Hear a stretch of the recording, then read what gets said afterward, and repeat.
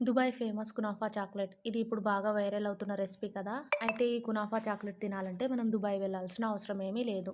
ఇంట్లోనే సింపుల్‌గా ఎలా ప్రిపేర్ చేసుకోవాలో చూసేద్దాం.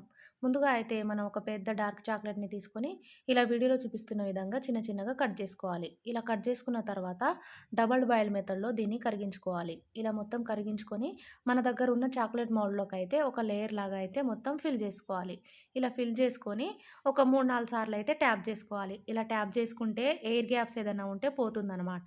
ఇలా ఫిల్ చేసుకున్న తర్వాత దీన్ని ఒక 5-10 నిమిషాలయితే ఫ్రిడ్జ్‌లో పెట్టుకోవాలి. ఈలోపు మనం మళ్ళీ నెక్స్ట్ ప్రాసెస్ ఏంటో చూసేద్దాం. మళ్ళీ స్టవ్ వెలిగించుకొని పాన్ పెట్టుకొని అందులో కొద్దిగా బటర్ వేసేసి సన్న సేమియాలని వేసేసి ఒక 5 నిమిషాలయితే ఫ్రై జేసుకోవాలి. ఇలా ఫ్రై చేసుకున్న తర్వాత స్టవ్ ఆఫ్ జేసేసి ఇందులోకి 15-20 వరకి ఇలా పిస్తా పలుకుల్ని మిక్సీ పట్టేసి ఆ పౌడర్ అయితే వేసుకోవాలి.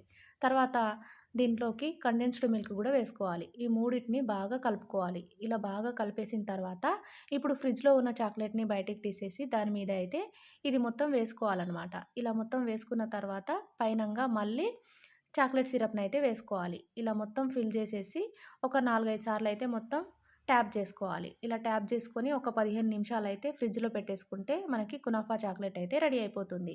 ఇది చాలా టేస్టీగా ఉంది. మీరు ఒకసారి ట్రై చేయండి. అలాగే వీడియో నచ్చితే లైక్ చేసి ఛానల్‌ని సబ్స్క్రైబ్ చేసుకోండి. అంతేనండి.